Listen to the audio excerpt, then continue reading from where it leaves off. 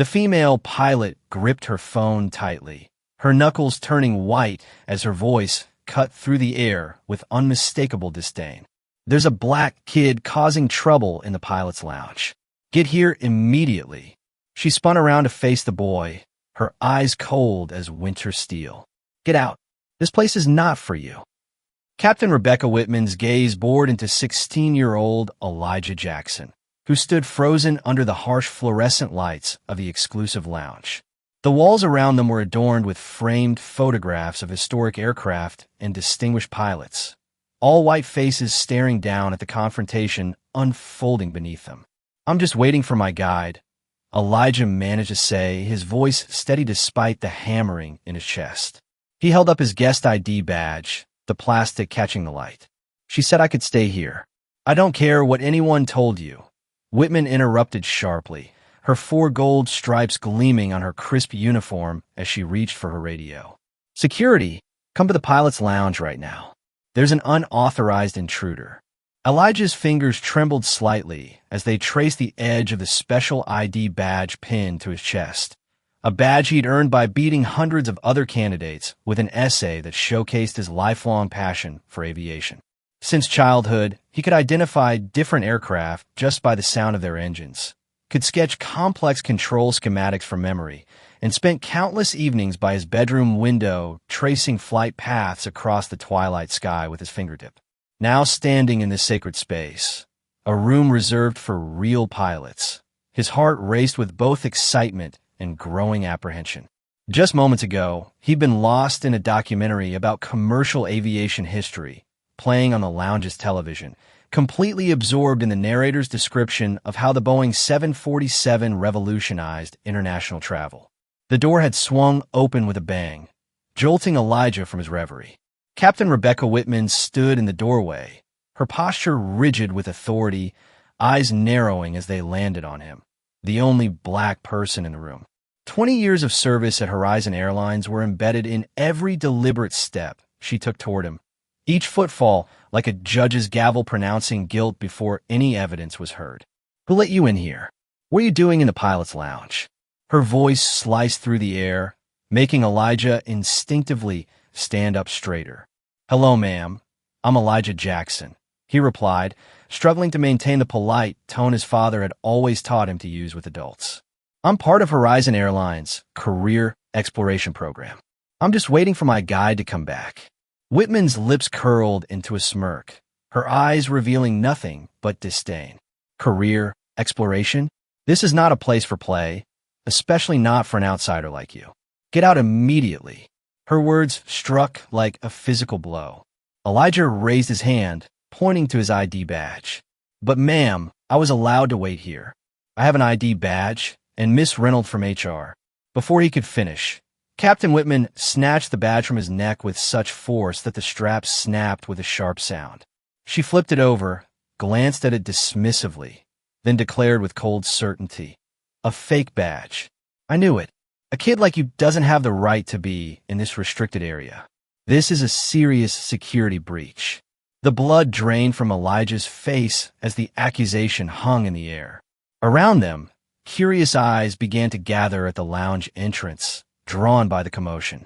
Captain Whitman's baseless yet firm accusation was transforming what should have been the most important day of Elijah's life into a nightmare. All because of the color of his skin, all because of the deep-seated prejudice of one adult. His lifelong dream now hung by a thread, and the bright future he had fought so hard to achieve could be crushed in an instant.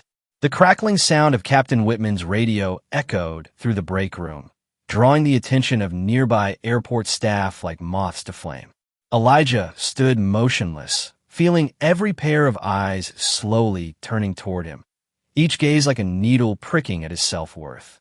He could hear his own heartbeat in his ears, a drumming reminder that he was alone in this moment, surrounded by strangers who were already judging him. He gathered every fragment of courage within him and stepped forward, his voice wavering between determination and desperation. "Ma'am, I didn't use a fake ID. Miss Reynolds from the HR department personally brought me here. I've been waiting for almost 20 minutes, and I haven't done anything wrong." But Captain Whitman paid no heed to Elijah's words.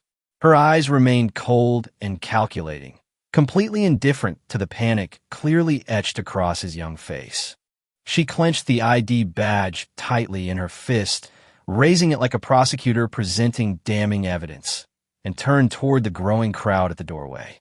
"Everyone, pay attention," she announced, her voice pitched to carry authority and urgency. "We are constantly trained to identify and prevent security threats. This is a textbook case. A young man using a fake ID to infiltrate the pilot's area, possibly gathering sensitive information or sabotaging airline property." Murmurs rippled through the gathering crowd. Elijah watched in silent horror as expressions shifted from curiosity to suspicion. Some began to look at him with clear disdain, while others exchanged knowing glances, as if Whitman had merely confirmed what they'd already assumed upon seeing him. Inside, Elijah's thoughts raced in chaotic circles. This can't be happening. Not today. Not when I've worked so hard to get here. The feeling of isolation overwhelmed him, his heart pounding with a mixture of indignation and helplessness at the profound unfairness unfolding around him. His eyes darted around the room, searching desperately for Miss Reynolds or anyone who might recognize him from the morning orientation.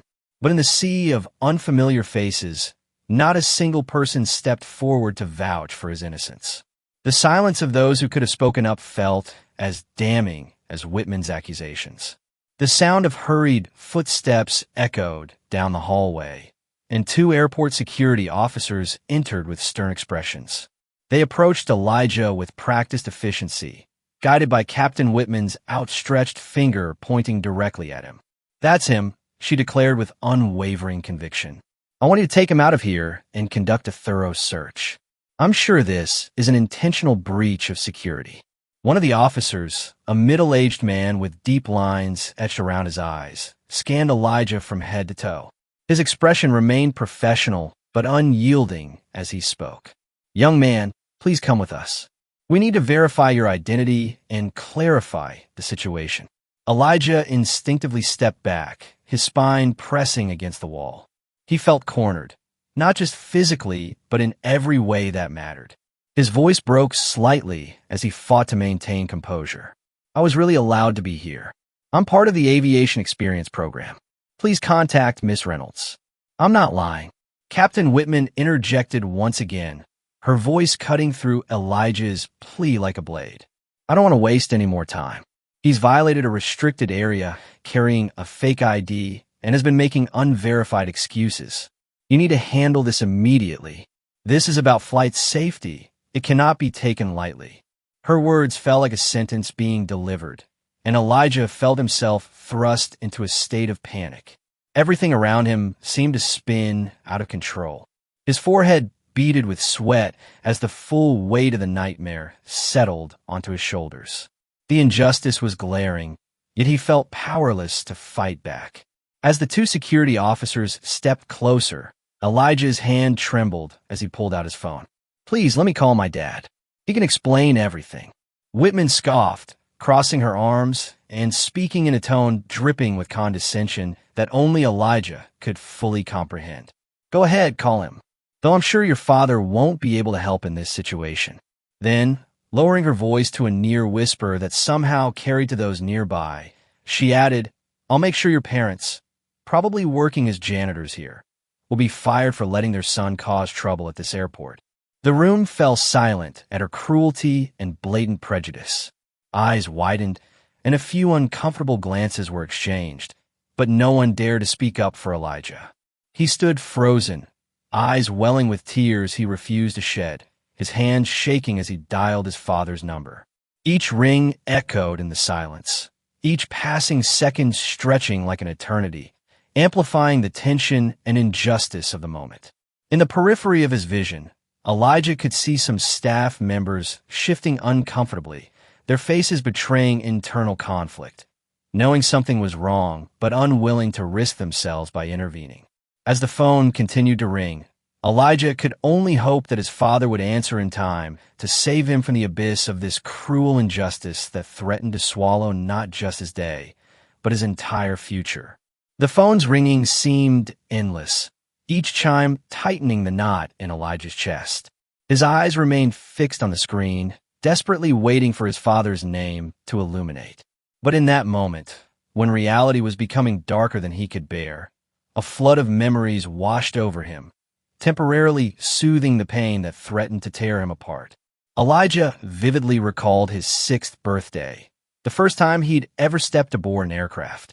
His father, David Jackson, had recently accepted a significant position at the Federal Aviation Administration, and to celebrate his son's special day, he'd arranged a private tour at Dulles International Airport near Washington, D.C.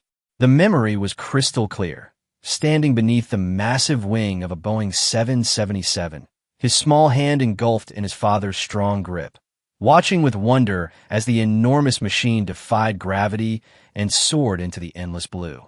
He remembered the peculiar sensation that had filled his chest, a mixture of awe and yearning, coupled with an inexplicable certainty that somehow, someday, he belonged up there. "Do you know how that works, Elijah?" his father had asked, pointing to the complex arrangement of flaps and ailerons on the wing. "It changes the air," young Elijah had answered, his voice small but confident. "The air moves faster over the top, so it pushes the plane up." His father had smiled with unmistakable pride. "That's right, Bernoulli's principle. You're going to make a fine pilot someday." After that tour, aviation consumed Elijah's every thought. He bombarded his father with endless questions. How do pilots navigate through storms? Why are airplane windows rounded and not square? What makes a sonic boom? Despite managing flight safety nationwide, a responsibility that kept him working long hours, David always made time to sit beside his son, patiently explaining each detail with the precision of someone who truly understood both the science and the wonder of flight. "Remember, Elijah," his father would say during these conversations, his voice gentle but firm, "you can become a great pilot if you're brave enough and persistent enough. The sky doesn't care about anything except your skill and your heart." In the months that followed, Elijah's bedroom transformed into a miniature aviation museum. Model airplanes hung from the ceiling on fishing line. Everything from the Wright Flyer to the sleek Boeing 787 Dreamliner and the massive Airbus A380. His walls disappeared beneath posters of aircraft, detailed engine schematics, and historical timelines of aviation breakthroughs. His father had laughed one evening, leaning against the doorframe of Elijah's room. "I think the Smithsonian might get jealous of your collection, son." But it wasn't just a passion for collecting. Elijah made his dream tangible through rigorous practice. He saved his allowance for months to purchase flight simulator software, spending countless hours mastering takeoffs and landings, practicing emergency procedures, and learning to navigate through virtual storms. Many nights, his mother would knock gently on his door. "Elijah, it's past midnight. You have school tomorrow." But David would often silently encourage his son's dedication, understanding that every hour spent in simulation brought Elijah one step closer to the cockpit of a real aircraft. The journey wasn't without obstacles. At school, when Elijah shared his ambition during career day, he noticed the subtle shift in his teacher's expression, the slight raising of eyebrows, the forced smile that didn't reach her eyes. "That's ambitious," she'd said, quickly moving on to the next student.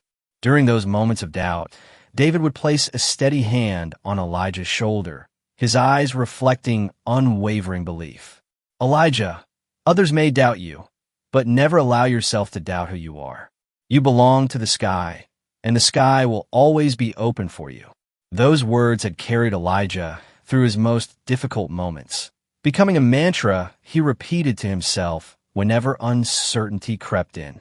When the opportunity arose to apply for Horizon Airlines' Special Aviation Experience Program, an elite mentorship for outstanding students, Elijah knew this was a chance to prove himself. He spent weeks crafting his application essay, pouring his soul onto the page, describing not just his passion for aviation, but the profound sense of freedom and purpose he found in the very idea of flight. On the day the results were announced, Elijah couldn't bring himself to open the envelope. His hands trembled too severely, the weight of his dreams making the simple task impossible. It was David who had gently taken the letter, opened it, and with eyes shining with emotion, told Elijah that he'd been selected from hundreds of applicants. Elijah had collapsed into his father's arms, overwhelmed with joy and gratitude, not just for the opportunity, but for the unwavering support that had made it possible. But now, standing in the pilot's lounge with Captain Whitman's accusations hanging over him like a dark cloud, Elijah felt his dream slipping through his fingers. Her doubt and prejudice were like knives, slowly carving away at everything he'd worked for, everything he believed about himself. Her attitude seemed to declare that his aspirations would forever be limited by the color of his skin. Elijah gripped the phone tighter, swallowing the lump in his throat. He remembered his father's words and silently commanded himself to stay strong, to stand firm in protecting the dream he had nurtured for so long. The ringing continued, each tone stretching his nerves thinner. Despite the desperate circumstances, despite the wall of prejudice that now stood between him and his future, Elijah clung to one certainty. His father would answer. His father would come. And somehow, that knowledge gave him the strength to keep standing, even as the weight of every judgmental stare in the room threatened to crush him. The beautiful memories that had momentarily sheltered Elijah from his fear were abruptly shattered by the commanding footsteps of the airport security team.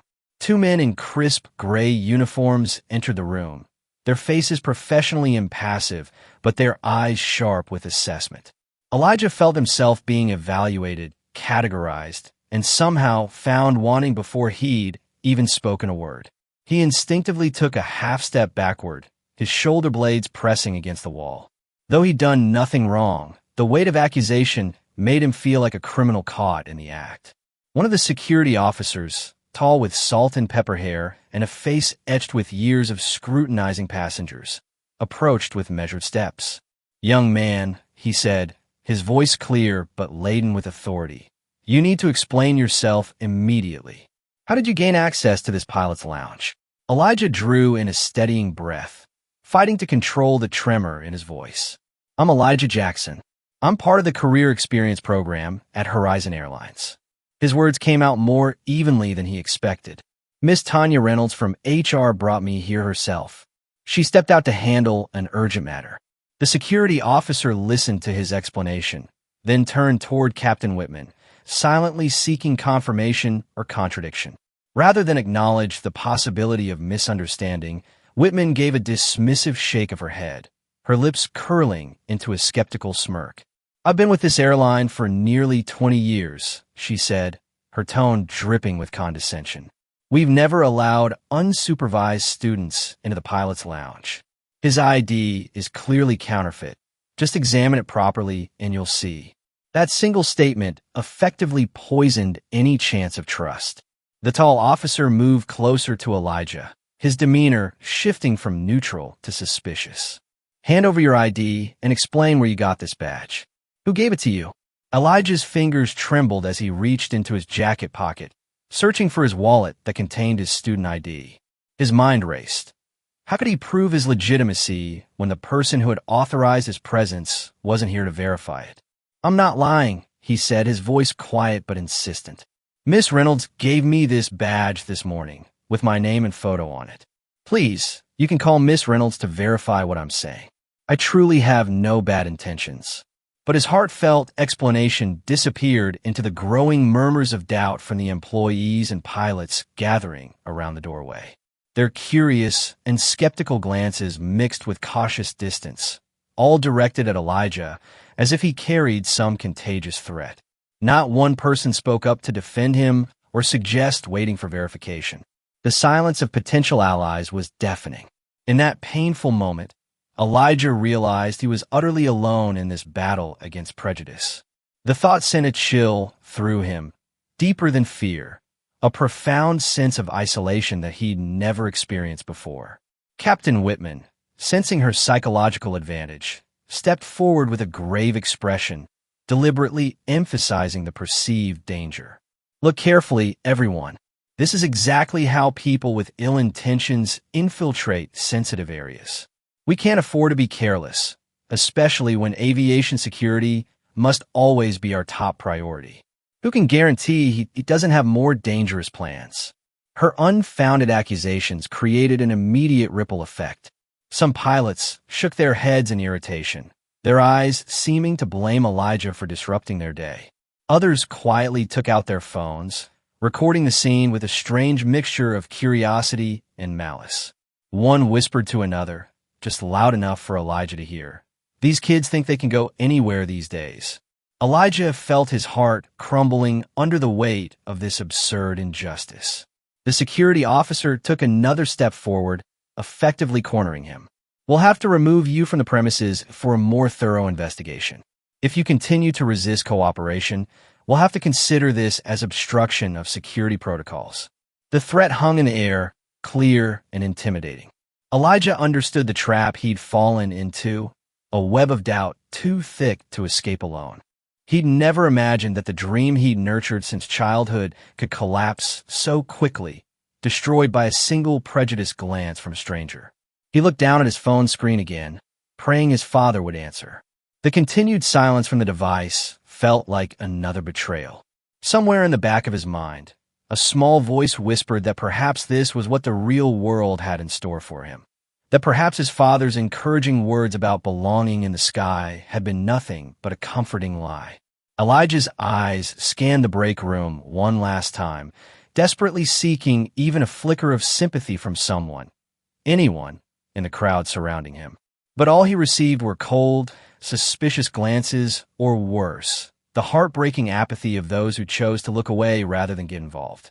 Pushed into a corner, his back pressed against the cold wall, Elijah clasped his hands together to hide their trembling. The tall security officer never took his eyes off him, while his colleague muttered something in his radio, probably requesting backup for a threat that didn't exist. Captain Whitman stood nearby, arms crossed over her chest, a subtle expression of satisfaction crossing her face as she observed Elijah's fear and panic. She stepped forward, deliberately projecting her voice to ensure everyone could hear. "This is exactly why I always warn that we must never, ever be careless with airport security," she announced. "He may look harmless, but who knows what's really going on inside his head. A moment of carelessness could lead to unimaginable consequences."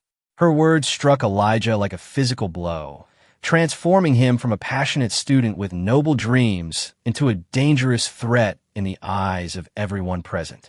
He could see the shift in their expressions, fear, concern, even anger directed at him, the very people he had admired and longed to join just minutes ago. Unable to endure it any longer, Elijah made one final attempt, his voice hoarse with emotion. "Please, can I call my dad? I swear I didn't do anything wrong. He can confirm this. Please." The security man stared at him for a long moment, then gave a reluctant nod. Elijah quickly grabbed his phone again, his hands shaking so violently he could barely dial the familiar number. His heart pounded wildly in his chest, each ring of the phone stretching his nerves to the breaking point. While waiting, Whitman continued addressing the growing crowd, her voice laden with exaggerated caution. "We've been specifically trained for situations like this. People with ill intentions always try to appear innocent, using logical explanations to mask their true motives. I've seen many similar situations over my 20 years of service. Trust me, his behavior is textbook suspicious." The whispers among the onlookers grew louder, their eyes shifting toward Elijah with increasing distrust. The weight of their collective judgment pressed down on him, making it difficult to breathe. In that moment, Elijah understood the full stakes of what was happening. One unfounded accusation could permanently close the door to his aviation dreams. His reputation, future scholarships, career opportunities, all could vanish because of this single moment of cruel prejudice. Finally, the phone connected, and his father's strong, familiar voice came through. "Elijah? What's going on?" Hearing his father's voice unleashed the emotions Elijah had been struggling to contain. His words tumbled out in a desperate rush. "Dad, I'm at the airport, and they're saying I illegally entered the pilot's break room. They don't believe me. I don't know what to do." There was a brief silence on the other end, a pause that made Elijah's heart stop for a terrifying second. Then David Jackson spoke, his voice firm and resolute. "Elijah, stay calm. I'm on my way. Don't leave that spot. I'll take care of this personally." That short promise from his father made Elijah's eyes fill with tears, both relief and terror washing over him simultaneously. Whitman noticed his emotional response and smirked, speaking loud enough for everyone to hear. "So you had to call your parents after all, huh? Everyone shows their true colors eventually. You should have known your place from the start." The insult cut deep, but Elijah could only remain silent, waiting for his father to arrive. Never had he wished more desperately for his father's presence, for now his dreams, which he had nurtured for so long, hung on the brink of destruction, and his father was the only one who could pull him back from this nightmare. Captain Whitman's contemptuous whispers still echoed in Elijah's ears, each cold word cutting deeper into his spirit. His call to his father seemed to have only intensified the suspicion and judgment from the growing crowd. Whitman, recognizing his vulnerability, seized the opportunity to further exploit it. She stepped into the center of the room with calculated precision, her posture radiating authority and self-assurance. Standing tall, she positioned herself like a prosecutor before a jury, her piercing gaze sweeping across everyone witnessing the situation before settling on Elijah's face with glacial intensity. "I hope everyone understands the gravity of this situation," she announced, her voice deliberately elevated. "We cannot dismiss this as a minor misunderstanding. Not only did he unlawfully enter a restricted area for pilots, but he could also be an industrial spy, someone attempting to steal sensitive information from our airline." The room felt eerily silent after her declaration. Elijah felt a cold shiver travel down his spine, his eyes widening in disbelief. An industrial spy? Because he sat in a lounge, watching a documentary? The absurdity of the accusation might have been laughable if it weren't so potentially devastating to his future. The murmurs spread through the crowd like wildfire. Every gaze now turned toward Elijah with renewed suspicion. He could feel his reputation and dignity being systematically dismantled, yet he stood powerless to stop it. Whitman continued, her tone dripping with sarcasm and malice. "He just called his parents. I'm guessing there must be some janitors or cleaning staff working here at the airport." She let out a theatrical sigh. Perhaps this is how they use their children to infiltrate restricted areas. Who knows what their true intentions might be? Snickers and mocking glances rippled through the gathered employees and pilots. Elijah felt his cheeks burn with humiliation and anger. His hands clenched in a fist so tight that his nails dug painfully into his palms. Yet he maintained his composure, refusing to give Whitman the satisfaction of seeing him break down. Throughout his life, Elijah had always felt profound pride in his father, David Jackson, a respected man of integrity who had dedicated his career to ensuring the safety and advancement of the nation's aviation industry. Elijah had witnessed his father working through the night during aviation safety crises, had seen his resolve when facing seemingly insurmountable challenges. Now, this woman was casually denigrating not just Elijah, but the father he revered. The public degradation of his family's integrity nearly shattered him, but Elijah remained standing, his eyes meeting Whitman's with a quiet determination that carried unmistakable hurt, but also surprising resilience.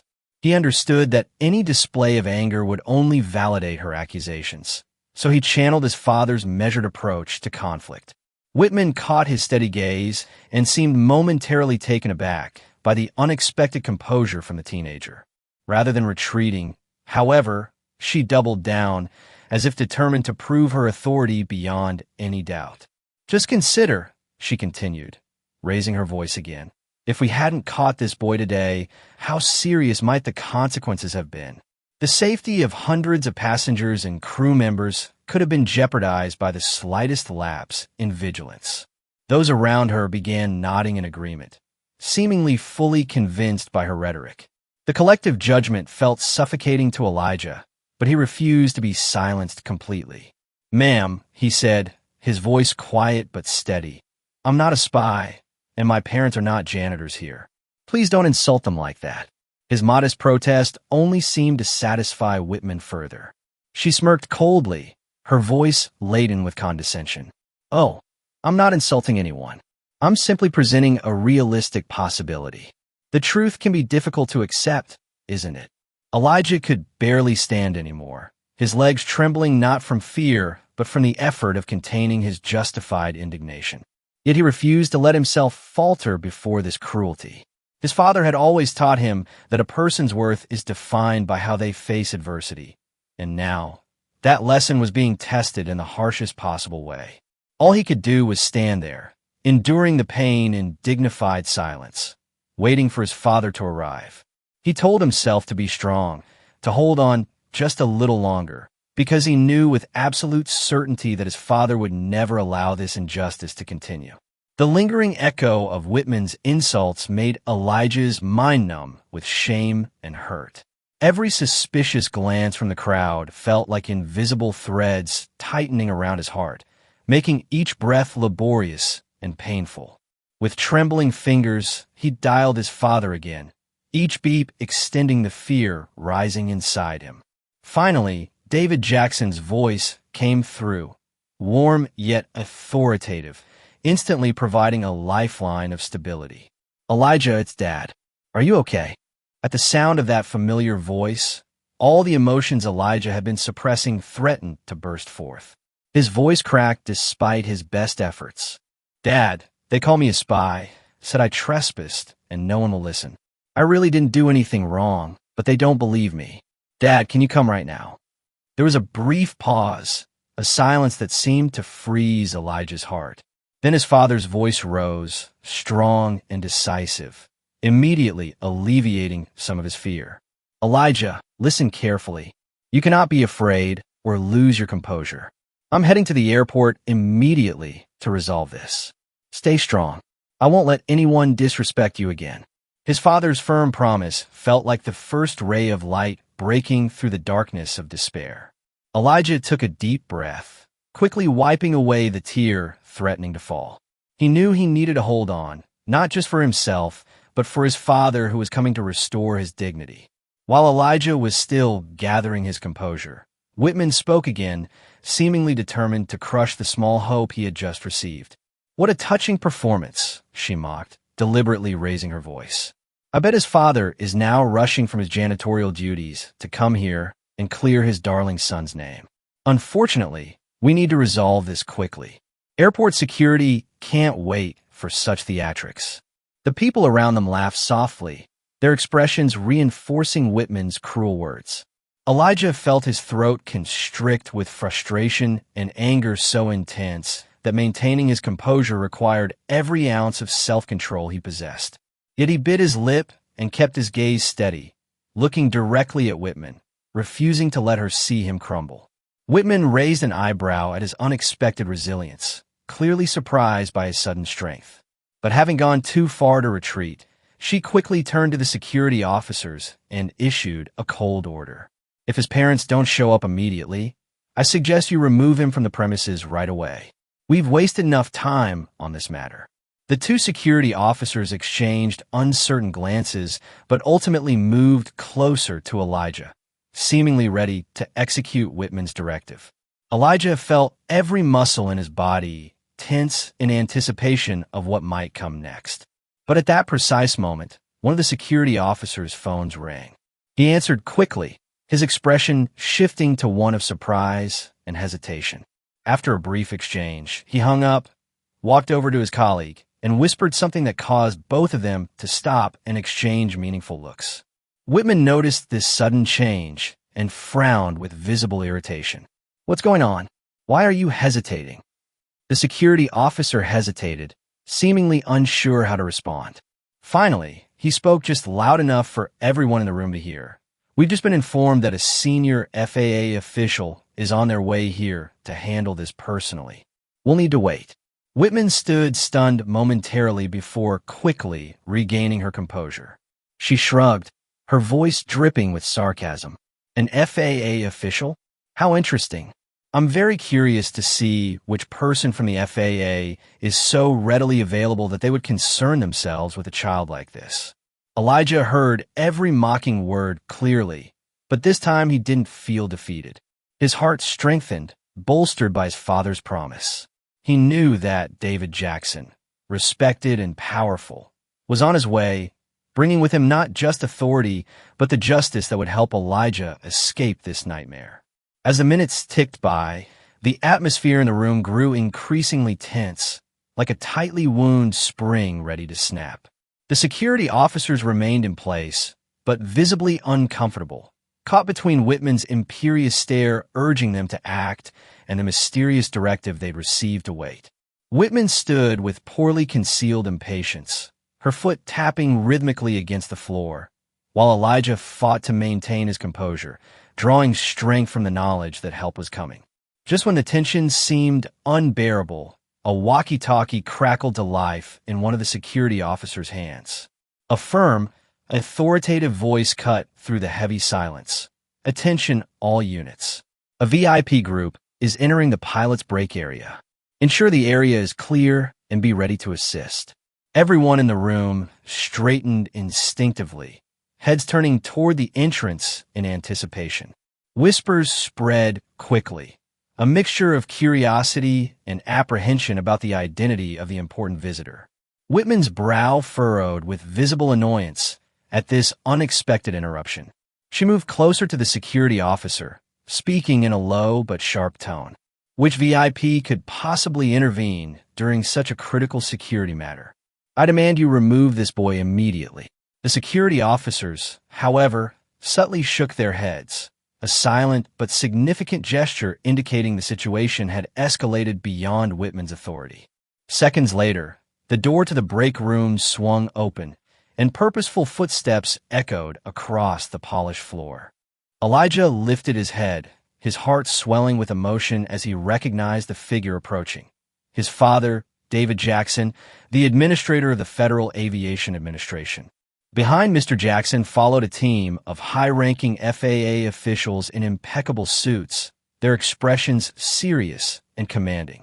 The room fell into immediate silence, as if everyone collectively held their breath, watching the scene unfold with wide-eyed attention. Whitman froze, her expression transforming from confidence to disbelief as she recognized the powerful man walking directly toward Elijah. The man she had dismissively assumed was just a janitor. Her face rapidly shifted from shock to intense worry as the full implications of her error dawned on her. David Jackson moved swiftly to Elijah, his expression a complex mixture of concern and affection. He placed a gentle hand on his son's trembling shoulder, his voice warm yet undeniably authoritative. "Elijah, are you okay? I'm here now. Don't worry anymore." Those simple words felt like a miracle cure, instantly providing Elijah with the safety and reassurance he desperately needed. He nodded, struggling to contain the tears of relief that threatened to spill. His father had arrived, and he was no longer alone in this fight. Mr. Jackson squeezed his son's shoulder reassuringly before turning to face Captain Whitman, his eyes hardening with controlled anger. When he spoke, his voice carried the weight of his position, sending a visible shiver through everyone present. "I am David Jackson, Administrator of the Federal Aviation Administration. I have been briefed about the situation involving my son, Elijah Jackson, and I am deeply disturbed to learn that he has been falsely accused and humiliated at this airport." Whitman's face drained of color, her voice faltering as she attempted to justify herself. "Mr. Jackson, I didn't know he was your son. We were just trying to ensure airport safety." Mr. Jackson cut her off firmly, allowing no room for excuses. "The safety of our airports is indeed the highest priority for the FAA and for me personally. But that does not give anyone the right to abuse their authority, make unfounded accusations, or humiliate a child based on personal prejudice and bias. What you have done not only severely damages my son's dignity, but also reveals a troubling issue with how a seasoned pilot like yourself treats both the public and your colleagues." Every word from Mr. Jackson swept through the room like a powerful gust, dismantling the false narrative Whitman had constructed. Those present now stared at her with visible disappointment and disapproval, the tide of opinion completely reversed. Whitman stood frozen, her mind visibly reeling under the pressure of Mr. Jackson's unexpected appearance. She could no longer speak, only lowering her head in evident shame. Elijah stood beside his father, his heart gradually calming as a profound sense of gratitude washed over him. He realized how thin the line between despair and hope truly was. But now, with his father beside him, justice had prevailed, and his faith in fairness was being restored before his eyes. David Jackson's arrival had not only rescued Elijah's dignity, but had completely shifted the power dynamic, transforming a nightmare into an unexpected turning point, one that would open the door for truth to be revealed before everyone present. The atmosphere in the pilot's lounge seemed suspended in time when David Jackson's commanding presence completely reversed the power dynamics. Captain Whitman, still clinging to her misplaced confidence, attempted one final defense. "I take full responsibility for my actions," she said, her voice noticeably less certain than before. "Aviation safety is no joke. We can't overlook suspicious situations like this." "This boy," Whitman's words abruptly halted when her gaze met the stern expression of David Jackson standing just feet away. His face remained composed, yet undeniably severe, his eyes locked onto hers with an intensity that seemed to peer directly into her conscience. In that moment, Whitman finally grasped that the situation had completely slipped beyond her control. The transformation was remarkable. Her face shifted from confident to stunned, then rapidly paled. Her eyes widened with the dawning realization of who exactly stood before her and the implications of her actions. The pride she had displayed minutes earlier evaporated, leaving behind a woman visibly shaken and uncertain. A heavy, suffocating silence enveloped the room, far more oppressive than any sound that had preceded it. Airport staff, pilots, and security personnel stood motionless, their eyes darting between Mr. Jackson and Captain Whitman, witnessing what felt like the most dramatic power shift in the history of the airport. No one dared speak. All were acutely aware that the scales had irrevocably tipped. After what seemed an eternity, Mr. Jackson finally broke the silence. His voice was measured and controlled, each word deliberately enunciated. "Captain Whitman, I want to know precisely why you believe my son represented a threat to airport security, and what evidence led you to conclude that his official access card was counterfeit." Whitman swallowed hard, visibly struggling to formulate a reasonable explanation. The authority and firmness she had displayed earlier had vanished entirely. Her voice trembled as she responded. "Mr. Jackson, I didn't know Elijah was your son. I was simply trying to ensure aviation safety." Mr. Jackson didn't allow her to finish, his gaze growing colder and more penetrating. "You didn't answer my question directly," he stated flatly. "I asked what evidence you had to make such serious accusations against my son." He paused, allowing the weight of his words to settle. "Do you genuinely believe that a 16-year-old student officially enrolled in a vocational training program with this airline is an industrial spy?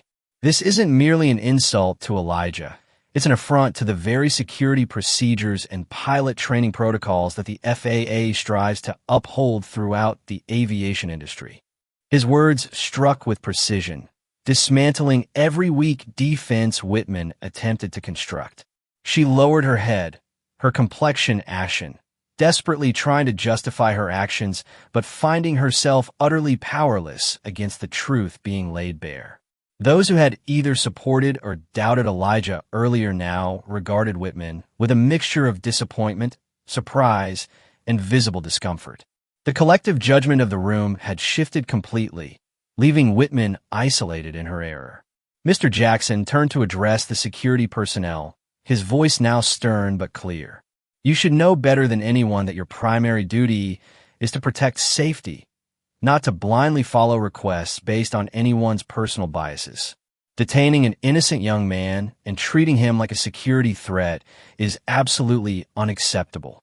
I demand you immediately rectify this situation and restore to Elijah the respect he deserves."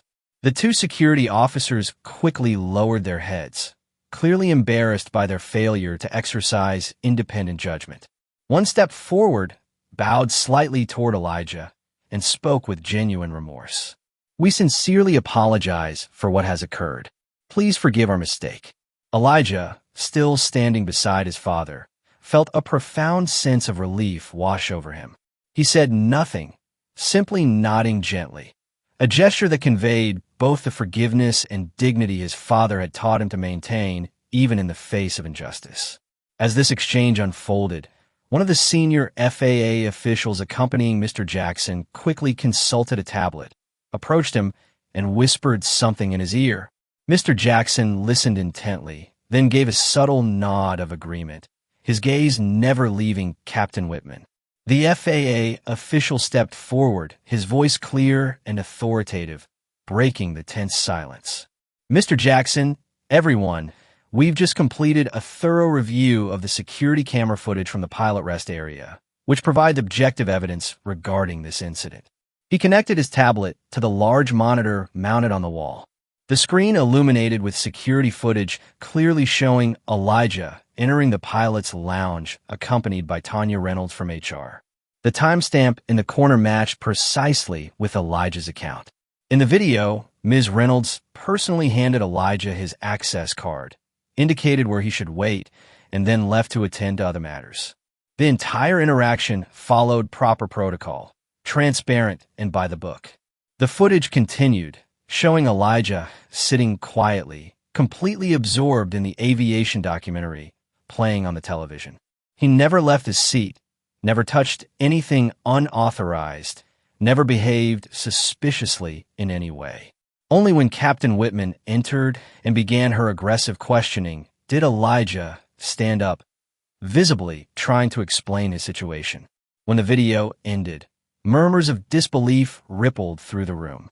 All eyes turned toward Whitman, filled with reproach and disappointment at the grave injustice she had perpetrated. She stood motionless, her face flushed with unmistakable shame, knowing there was no possible way to justify her actions in the face of such clear evidence. The FAA official wasn't finished. He continued, his tone growing more serious. "We've also examined Captain Whitman's professional record in both the FAA and Horizon Airlines internal systems. The results are deeply troubling, as this is not an isolated incident." The room grew silent again, all attention focused on this unexpected revelation. Over the past 3 years, we've documented at least 3 official complaints regarding discriminatory behavior from Captain Whitman toward employees and customers of color. Specifically, these complaints consistently show a pattern of unfounded accusations and assumptions based on personal bias, causing significant harm to the reputation and dignity of the individuals involved. These words struck like precision missiles aimed at Whitman's carefully constructed professional reputation. The room grew louder with whispers and concerned exchanges. Whitman felt every eye upon her, as if each person present was reassessing everything they thought they knew about her character and judgment.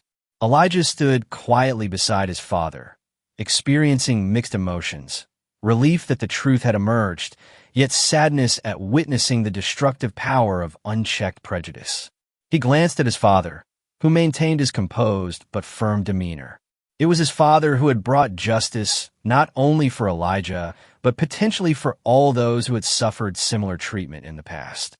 Whitman, unable to withstand the pressure any longer, made a weak attempt to speak, her voice barely audible. "I'm truly sorry. I never intended to hurt anyone. I was just concerned about safety. Please, Mr. Jackson, give me another chance." Mr. Jackson responded immediately, his voice firm but measured.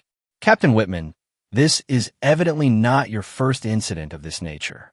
I believe in forgiveness when mistakes are genuinely acknowledged and corrected. However, forgiveness is reserved for those who recognize their errors and demonstrate authentic change. What you've displayed today only further confirms the serious ethical issues and deep-seated bias in your professional conduct. The aviation industry cannot and will not tolerate such behavior." He paused, scanning the room deliberately before continuing. I want everyone here to understand clearly. Prejudice and discrimination have no place in aviation, nor in any other profession. This serves as an important lesson not just for Captain Whitman, but for all of us about the fundamental values of fairness, dignity, and mutual respect that must guide our actions.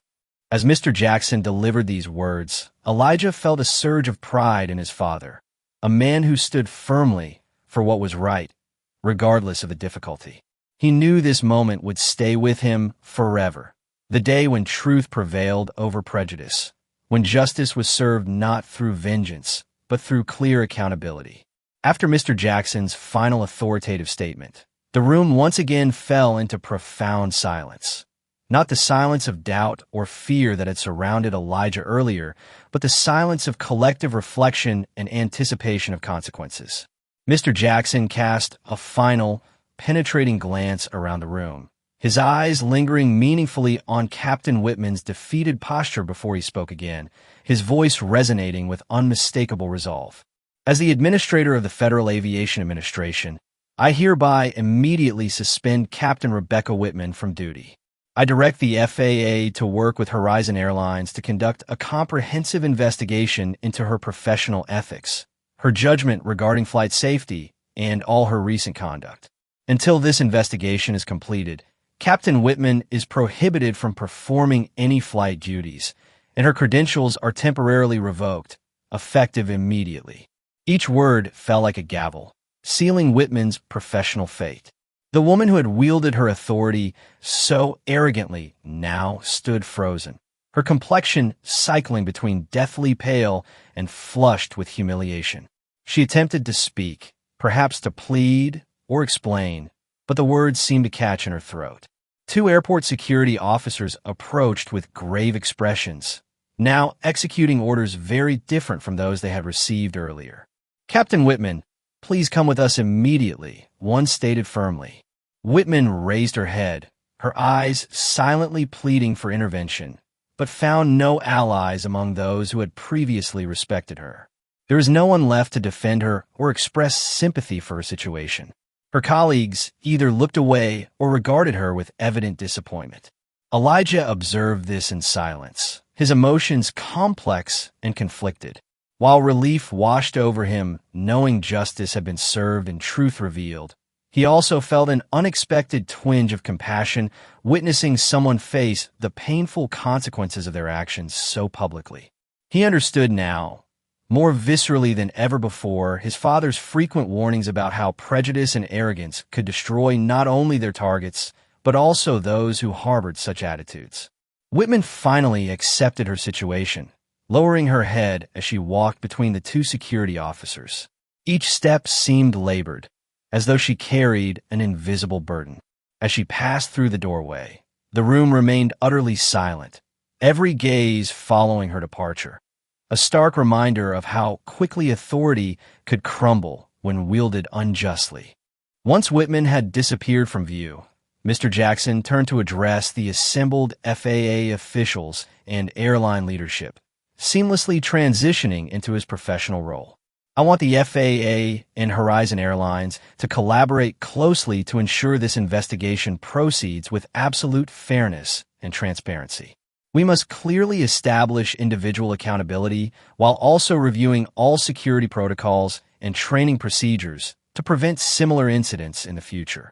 The officials nodded gravely, immediately beginning to implement Mr. Jackson's directives. Throughout this exchange, Elijah watched his father with growing admiration, not merely for his authority and decisiveness, but for his unwavering commitment to upholding what was right while maintaining his composure under pressure. Mr. Jackson turned to Elijah, his stern professional demeanor softening as he looked at his son. He placed his hand gently on Elijah's shoulder and spoke in a warm, reassuring tone. "Elijah, I'm incredibly proud of you, not just because you maintained your composure in such a difficult situation, but because you displayed the dignity and resilience I've always hoped you would develop. This will be a significant lesson in your journey, and I'm confident you'll emerge from it stronger and better prepared for whatever challenges lie ahead." Elijah nodded slightly, his heart overflowing with gratitude and emotion too profound for words. He understood that today's story wasn't merely about an unjust accusation. It had become powerful evidence that justice, though sometimes delayed, would ultimately prevail against prejudice and abuse of power. In that moment, surrounded by those who had witnessed both injustice and its correction, Elijah realized that his path forward would require him to walk with both caution and confidence, guided by his father's example of strength tempered with wisdom and compassion. As Captain Whitman's heavy footsteps faded away from the pilot's lounge, the tension in the air gradually dissipated. Elijah remained standing beside his father, his heart lighter, though still bearing the emotional imprints of the ordeal he had just endured. The memory of those accusations, those moments when his dreams seemed to be slipping through his fingers, would not fade quickly. Mr. Jackson, noticing the lingering concern in his son's eyes, gently squeezed Elijah's shoulder, conveying warmth and reassurance through that simple gesture. "Elijah," he said softly, his voice meant only for his son's ears, "remember this. A person's true worth is measured by how they face adversity, not by the judgment of others. You showed remarkable strength today, and I couldn't be prouder." Elijah looked up at his father, drawing comfort from the unwavering confidence and love reflected in his eyes. Those simple yet profound words washed away much of the pain inflicted by prejudice, rekindling his belief in himself and his future. He stood taller, his expression calmer and more determined than before. As the room began to return to normal, with FAA officials and airline representatives discussing next steps, a figure emerged from among the pilots gathered nearby. She approached with a confident yet approachable demeanor. Captain Amara Johnson, a black female pilot with over 20 years of flying experience. She was known not only for her exceptional skills in the cockpit, but also for her advocacy for diversity in aviation. Captain Johnson approached Elijah with a warm, genuine smile that conveyed both empathy and encouragement. "Elijah," she said, extending her hand, "I'm Captain Amara Johnson. I'm truly sorry for what you've experienced today." Her voice carried the weight of personal understanding. "But I want you to know that the aviation industry is always open to people like you, young, passionate, talented, and determined." She paused, her eyes bright with an idea. "I'm scheduled to pilot a flight in about an hour. Would you like to see the cockpit of my 787? I think you should experience firsthand the place where I believe you truly belong." Elijah's eyes widened with excitement at this unexpected invitation. He glanced toward his father, who responded with an encouraging nod. That simple gesture seemed to fill Elijah with renewed energy, allowing him to set aside the weight of the morning's events and embrace this opportunity with an open heart. As they walked out of the pilot's lounge with Captain Johnson leading the way, Elijah noticed a distinct change in the attitudes of those around them. The suspicious glances had been replaced with warm, encouraging looks. Some staff members even approached to offer sincere apologies for not speaking up earlier. "The cockpit is my sanctuary," Captain Johnson explained as they walked through the terminal. "When I close that door and take my seat, nothing else matters. Not my gender, not my skin color, not what anyone thinks I can or can't do. It's just me and my crew in the sky." They continued down the long airport corridor, Captain Johnson sharing valuable insights from her career. Her voice softened as she touched on more personal territory. "Elijah, I've been through moments like yours today. I felt the deep pain of being doubted and judged simply because of how I look." She stopped walking for a moment, turning to face him directly. "There were times I wanted to give up, times when the barriers seemed insurmountable." She resumed walking, her posture straight and confident. "But I realized the best response to prejudice isn't anger or resentment, though those feelings are valid. It's excellence. It's proving through your actions and achievements that you not only deserve your place, but can excel far beyond what others imagine possible." Her words resonated deeply with Elijah, making him acutely aware of both the challenges and possibilities that lay ahead. He felt immensely grateful for Captain Johnson's presence at this crucial moment. not just for her encouragement, but for being living proof that dreams like his could indeed become reality despite the obstacles. As they approached the jetway leading to her aircraft, Captain Johnson used her credentials to access a restricted area. They walked down the narrow passage and finally stopped before the imposing door of a Boeing 787 Dreamliner. Elijah's heart raced with anticipation. "Ready?" Captain Johnson asked with a knowing smile. Elijah nodded, unable to find words adequate for the moment. The cockpit door opened to reveal an intricate array of instruments, glowing displays, and complex control systems. The space was compact, yet somehow vast in its possibilities. Sunlight streamed through the expansive windshield, illuminating the pilot and co-pilot seats that awaited their occupants. Elijah stood transfixed, taking in every detail. The overhead panels with hundreds of switches, the center console with its thrust levers, the yokes that would guide this massive machine through the clouds. This wasn't just technology, it was the physical manifestation of his lifelong dream. Captain Johnson watched his reaction with understanding. She placed her hand gently on his shoulder. "This is where I believe you will stand in the not-too-distant future, Elijah," she said with quiet conviction. "Don't let anyone or anything make you doubt your abilities or your place. The sky is always wide enough for those brave enough to claim their spot in it." Elijah looked into her eyes, emotion welling up inside him. This moment, following so closely after the humiliation he had endured, felt like a sacred restoration of his faith in his chosen path. In his heart, fear and doubt were being replaced by renewed determination and hope. "Would you like to sit in the captain's seat?" she offered. With reverent care, Elijah lowered himself into the left-hand seat, his hands hovering over the controls he had studied so often in books and simulators. Captain Johnson explained each instrument, each display, connecting theoretical knowledge to practical application. "It takes years of training and thousands of hours of experience to master this craft," she explained.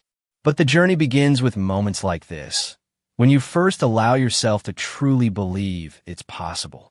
After several minutes exploring the cockpit, they returned to the terminal where David Jackson was waiting, having concluded his discussions with the airline officials. His face brightened, seeing Elijah's renewed enthusiasm. "How was it?" he asked. "It was..." Elijah searched for words adequate to describe the experience. "It was exactly where I'm meant to be." Mr. Jackson nodded, understanding the profound significance of that simple statement. Captain Johnson extended her hand to Mr. Jackson. "Your son has a natural affinity for the cockpit, Mr. Jackson. I'd be happy to serve as a mentor for him as he pursues his aviation career." "That would be an honor, Captain Johnson," Mr. Jackson replied, shaking her hand firmly. As they prepared to leave the airport, Mr. Jackson turned to Elijah. "Today didn't begin as we expected, but perhaps it ended exactly as it needed to." Elijah considered this, understanding the deeper meaning behind his father's words. What had started as a traumatic experience had transformed into something potentially life-changing, not just because of the injustice he had faced, but because of how that injustice had been addressed and the connections that had formed as a result. Over the following weeks, the incident catalyzed significant changes throughout the aviation industry. David Jackson, deeply affected by what his son had experienced, launched a comprehensive initiative through the FAA to address implicit bias and promote diversity. The program included mandatory sensitivity training for all aviation personnel, revised hiring practices to encourage greater diversity, and a mentorship program connecting aspiring young pilots from underrepresented communities with experienced aviation professionals. For Elijah, the aftermath brought unexpected opportunities. He was invited to speak at aviation schools about his experience, sharing his perspective on overcoming barriers to pursue one's passion. Initially nervous about public speaking, he found his voice growing stronger with each presentation. "The sky doesn't care about your skin color, your background, or where you come from," he would tell his audiences. "It only cares about your skill, your judgment, and your dedication to safety. That's the beautiful meritocracy of flight." Captain Johnson kept her promise, becoming Elijah's mentor and guiding him through the complexities of pilot training. Under her tutelage, he thrived, absorbing technical knowledge while developing the temperament and decision-making skills essential for a career in the cockpit. During one of their training sessions, Elijah asked the question that had been on his mind since that fateful day. "Captain Johnson, did you ever face someone like Captain Whitman in your career?" She paused thoughtfully before answering. "Many times, Elijah. The difference is that I didn't have someone like your father to intervene. I had to fight those battles alone, which made them harder, but also forged something resilient in me." She adjusted the settings on the flight simulator they were using. "What happened to you was unjust, but how you've responded to it. That's what truly matters. You're turning adversity into purpose. That's rare, and it's exactly what will make you not just a good pilot, but a great one."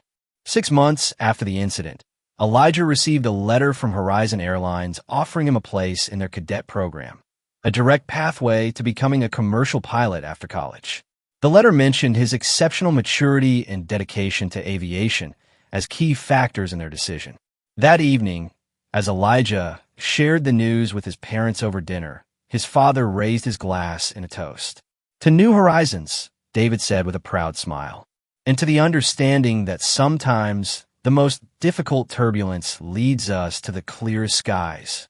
Elijah nodded, feeling the truth of those words deep in his heart. The journey ahead would not be easy.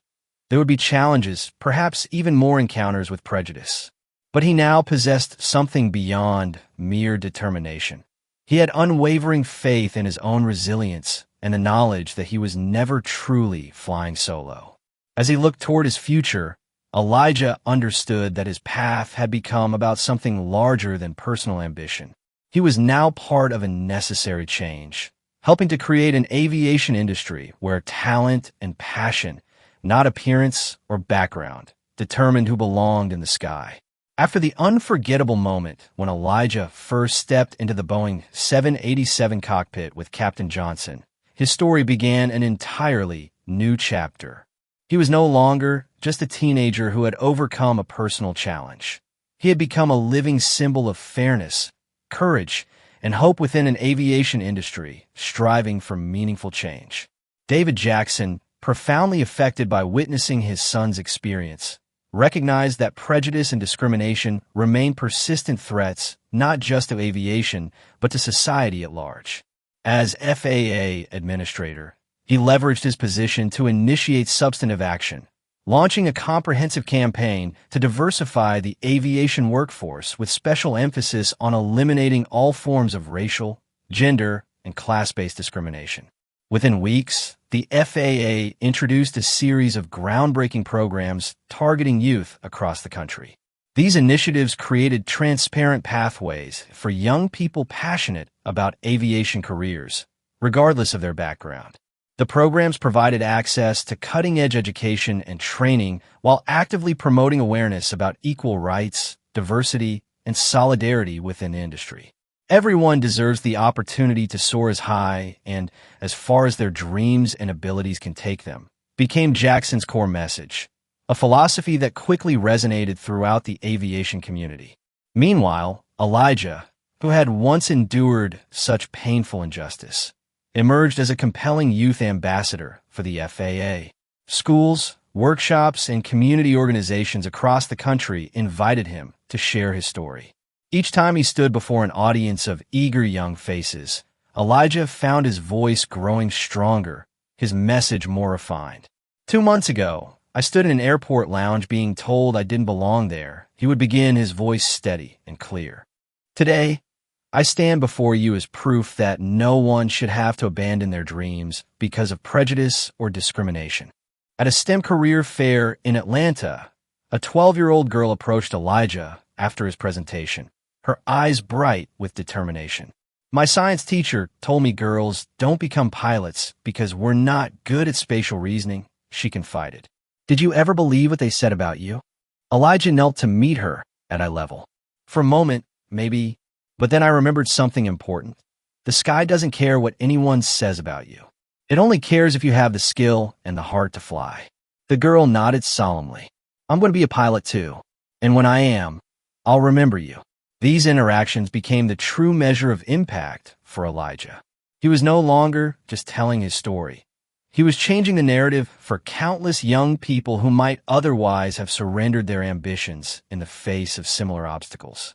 During one particularly meaningful event at the National Air and Space Museum, Elijah shared the stage with Captain Johnson and 3 other pilots of color, each representing different generations of aviation professionals. "The journey hasn't been easy for any of us," Captain Johnson acknowledged to the packed auditorium. "But each generation has made the path a little wider, a little more accessible for those who follow." She gestured toward Elijah. This young man's experience, painful as it was, has accelerated positive change in ways we couldn't have imagined. Sometimes it takes a moment of stark injustice to awaken our collective conscience. As for Captain Whitman, the thorough investigation by the FAA and Horizon Airlines confirmed a troubling pattern of discriminatory behavior throughout her career. The consequences she faced served as a powerful message that no one, regardless of position or seniority, was exempt from professional standards of conduct and basic human decency. Her case became a teaching example in aviation training programs nationwide, though always presented as a systemic issue rather than focusing on personal vilification.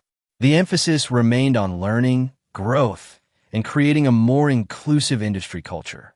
6 months after the incident, Horizon Airlines unveiled a completely revamped diversity and inclusion program with mandatory training for all employees. The airline CEO personally reached out to Elijah and his father. "Your experience forced us to confront uncomfortable truths about our company culture," she admitted during their meeting. "We're grateful for the opportunity to do better, even though we deeply regret the circumstances that prompted it." The changes weren't limited to a single airline.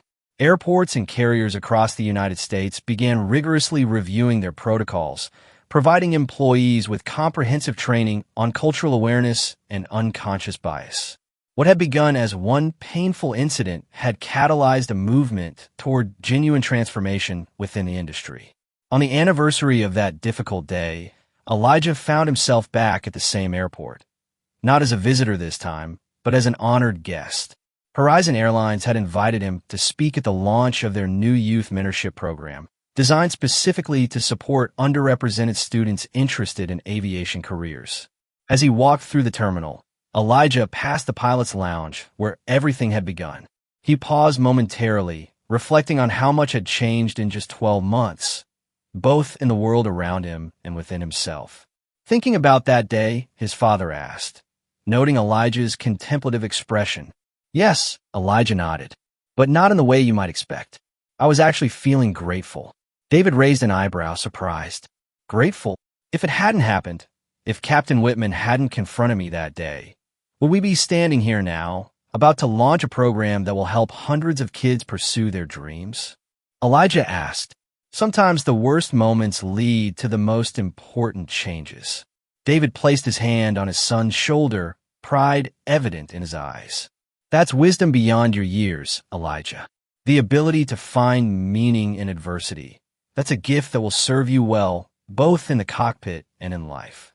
As they continued toward the event, they passed a group of young students touring the airport, their faces alight with excitement as they learned about aviation careers.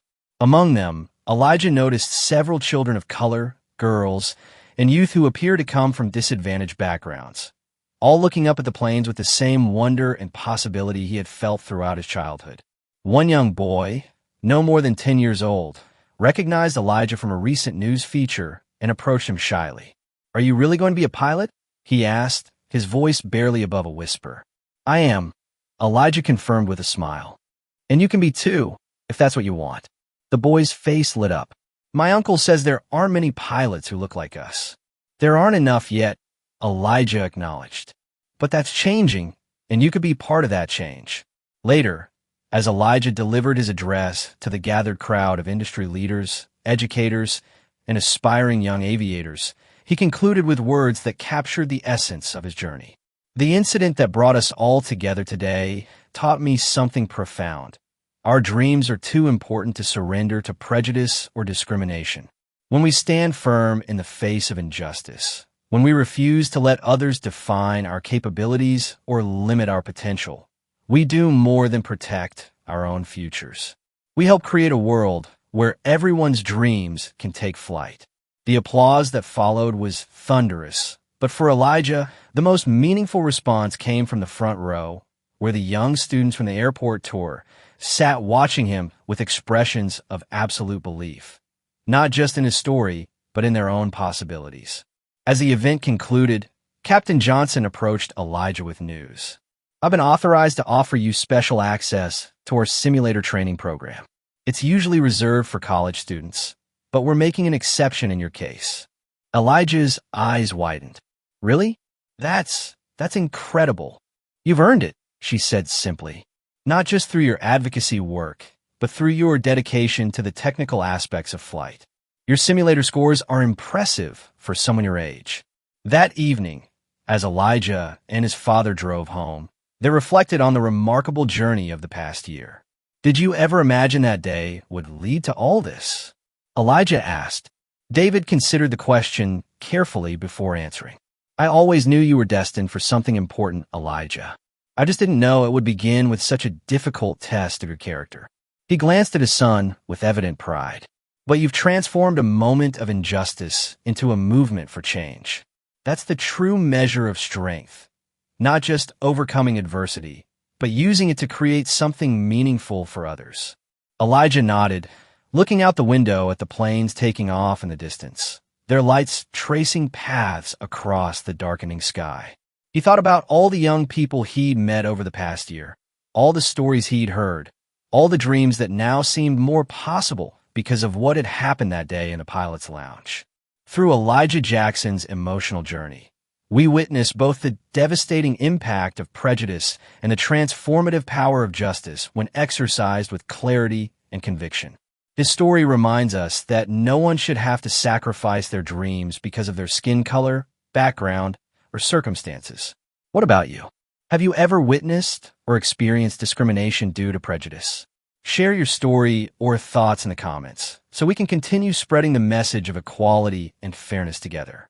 If you found this video meaningful, please leave a like, share with friends, and subscribe to our channel for more inspiring stories that challenge us to create a more just and inclusive world. Thank you for listening. We'll see you in the next video.